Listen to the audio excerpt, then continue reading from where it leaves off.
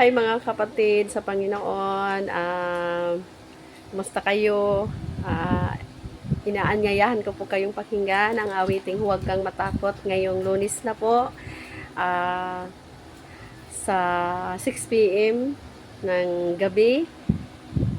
Ito po ay worship at nagpapaalala at naghihikayat sa atin na wag natin ikondim ang ating mga sarili sa tuwing nagkakamali tayo, nadadapa, kundi patuloy lang tayong bumangon at magpatuloy sa paglilingkod sa ating Panginoong Hesus. Kasi ang Diyos naman talaga ang magpiperfect sa atin sa kanyang pagdating. Ayan. So, um, yung kanta din na awitin din na ang pamagat ay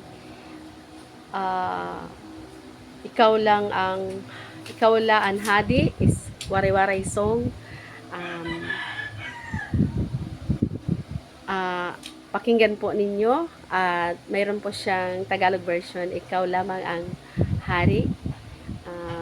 Joyful song po siya. Sana ay mabless kayo. Mabless kayo ng awiting iyon.